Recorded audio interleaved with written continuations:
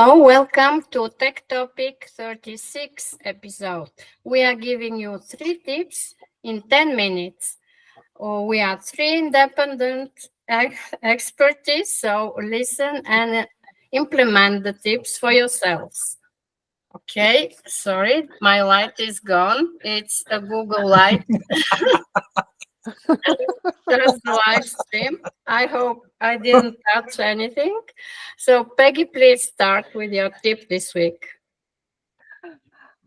Welcome, everyone. My tip this week is that if you're using synthetic content created by generative AI tools, make sure you are up to date on the latest policies various platforms have about disclosing the AI-generated content. This week, YouTube launched a new option to indicate your content is synthetic or AI created in the details settings for your videos, and that is now required if it's realistic content or you're using a real person's generated voice or their image or real locations or anything people might look at and think is real rather than fantastic. So check the latest policies. That's my tip for this week. Thank you, Peggy. And Bob, what's your tip this week? Oh boy, I'm going to follow up on Peggy's policy and try to address the worries about AI. I ran into an article this week by a guy named John Cockley, who's a graphic artist, and he wrote a little article concerning the role of AI in the arts, and he's optimistic that AI isn't going to take over.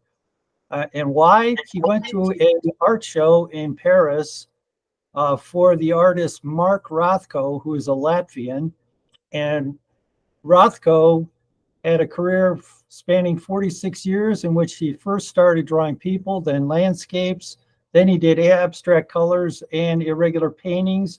And because of all this, he became a favorite with people living in Manhattan. Rothko exhibit, though, showcased where he lived and his and the times he lived in. And art was not the only thing that you're actually viewing when you go to an art show. So I thought that was interesting, and that the idea that, AI can replace, artists is not really correct, because when you go to an art show, it's a human transaction. You are basically viewing not only their artwork, but how they did it. And then that is feedback for you on how you can basically create your own artwork. So I guess the summary of that, or the message, is that he thinks that by going online as a creative, you show yourself and then share your story, and you won't have anything to worry about when in competition with AI generated art. So it's pretty interesting. I'll have a link and you can read the article, which would probably be much better than listening to my little overview. Thank you, Bob. It will be interesting, and I agree with this thesis. Please check the link for the article. It's below the video, and please check the link for YouTube policies Peggy shared. It's below the video. And my tip this week is about adding your video into slide presentations. I had a pretty awful presentation I didn't like, and I thought, what if I add my video and explain, because it's very, not interesting. It's just text, and it's basically cannot catch any attention. But now with the new functionality, I will share screen and show you really very quickly how this is the slide. When you open Google Slides, and there's a record button, and you can record the video. Here you can choose the position, you can make it bigger, you see, and I will appear on every slide and explain what the text means, because otherwise it's not grabbing any attention. So perhaps check the link below and tell me if it's become better or it's still not so interesting. It's about group tasks. So use this new functionality. And That's nice. for Is that for Hey. Google Workspace only?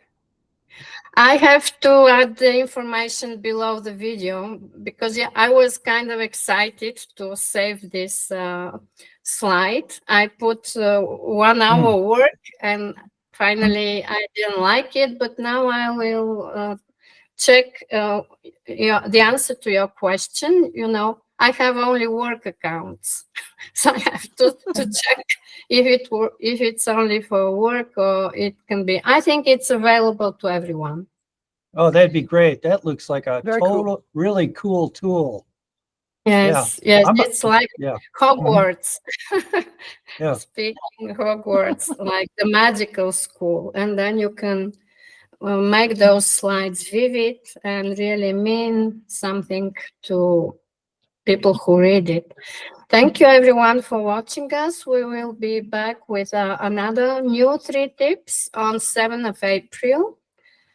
See you Thank you. until then. Thanks. Have a good day.